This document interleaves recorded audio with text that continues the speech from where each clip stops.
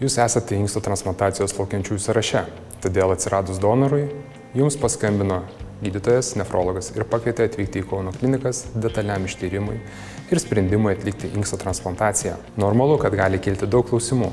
Dažniausiai kylantis klausimai apie donoro būklę ir amžių. Gydytojas gali nurodyti apytikslį donoro amžiaus intervalą. Jei donoras sirgo ligomis, galinčiomis paveikti transplantacijos eigą, apie tai būsite informuoti kvietimo metu. Kelintas pagal eilę esate recipientų sąraše.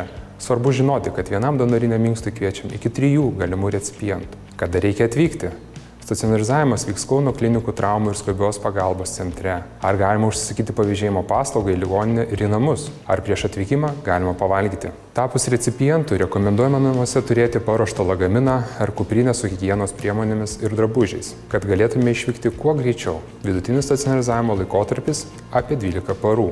Atvykę į traumų ir skubios pagalbos centrą, jūs būsite skubiai stacionarizuojamas į nefrologijos kliniką. Svarbu žinoti, kad ištyrimas vidutiniškai trunka apie 6–10 valandų.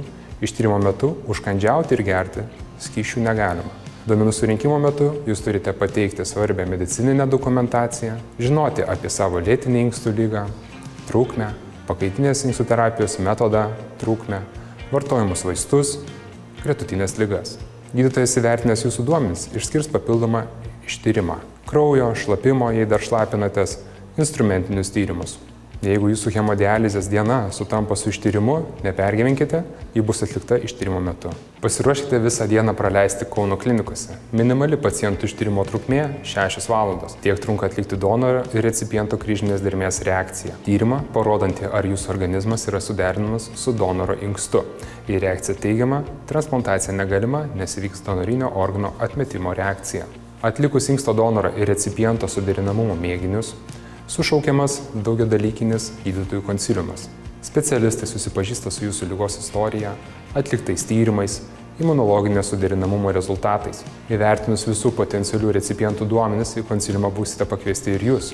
Jums bus arba pasiūlyta inksto transplantacija, arba paaiškintos priežastys, kodėl šiandien nebus atliekama inksto transplantacija. Jei transplantacijos operacijos atlikti negalima, paprašysime jūsų palaukti, kol paruošime ligos istorijos išrašą su rekomendacijomis. Jei bus įkelta į e-sveikatą, ją matysit jūsų šeimos gydytojas. Esant reikalui, išduodamas 1 dienos nedarbingumo pažymėjimas. Jei neturite transporto priemonės grįžti namo, suorganizuosime pavėžėjimo paslaugą. Jei jums bus atliekama inksto transplantacija, gydytojai specialistai jūsų pažindins su operacijos atlikimo principais, galimomis komplikacijomis. Bus pradėtas priešoperacinis paruošimas. Gydytojas nefrologas paskirs įvadinę imunosupresiją. Inksto transplantacija vidutiniškai truks iki 5 valandų. Po operaciniam laikotarpiui jūs iki paros laiko busite gydomas ir stebimas intensyvios terapijos skyriuje. Vėliau gydymas bus tęsiamas nefrologijos skyriuje. Pirmosiamis 10 parų nerekomenduojamas artimųjų lankymas dėl padidintos infekcijos rizikos. Sužinojęs, kad būsite operuojamas, praneškite artimiesiems iki operacijos. Intensyvios terapijos skyriuose telefonu naudotis draudžiama, tačiau artimieji apie jūsų būklę 1 parą gali pasiteirauti paskambinę gydytojams, anesteziologams ir reanimatologams. Kauno klinikų internetinėje puslapyje nurodytais kontaktiniais telefonų numeriais.